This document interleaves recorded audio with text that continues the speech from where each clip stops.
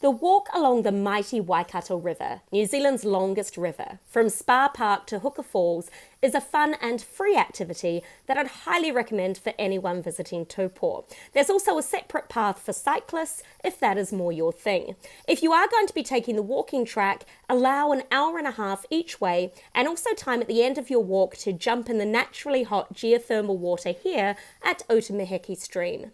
Otameheki was a sacred place for local Maori people. The hot mineral waters were used for cooking as well as for bathing, and prized for their healing properties.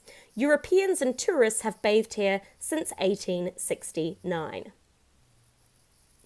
The walk takes you along the banks of the Waikato. With a catchment covering 14,260 square kilometres, the river makes up about 12% of the area of the North Island of New Zealand. From beginning on the flanks of volcanoes, it drains Great Lake Taupō and then travels 425 kilometres to the Tasman Sea at Port Waikato. It is a tupuna or ancestor and a taonga or treasure of great importance to local iwi.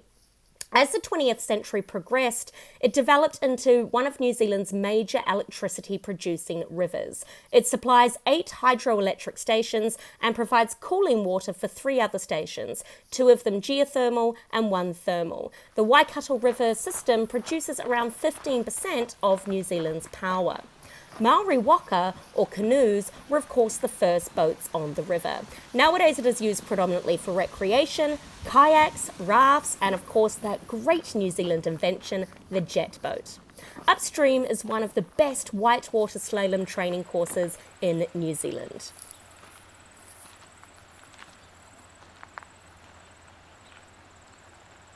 Here you can see the luxury 5-star Huka Lodge, first established in 1924 as a fishing lodge and attracting famous anglers from all around the world, including film stars and even Her Majesty the Queen.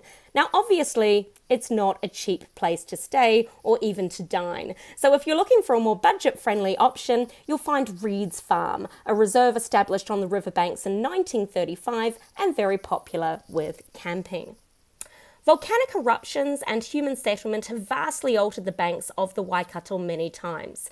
This walk passes through a patchwork of past and present, native and introduced. You'll hear the call of many of New Zealand's iconic native bird species and will likely meet a number of friendly piwakawaka or fantail.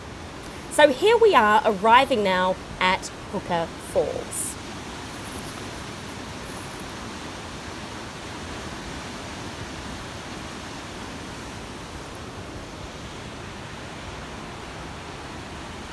The incredible volume of water tumbling over the falls is due to the Waikato River being forced through a channel of hard rock only 15 metres wide and 10 metres deep.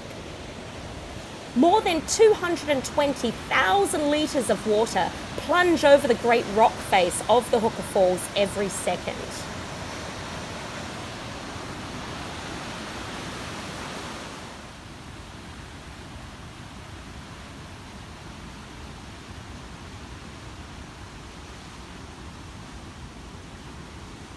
Upstream of the falls, the Waikato is clear and reflective.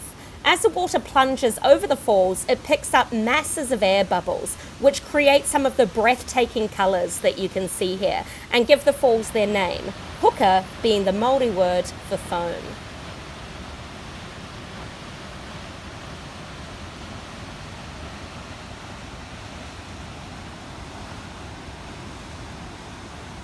The flow of the falls is so strong that it prevents the upstream migration of trout and other native species, which is why you won't find any eels in Lake Taupō.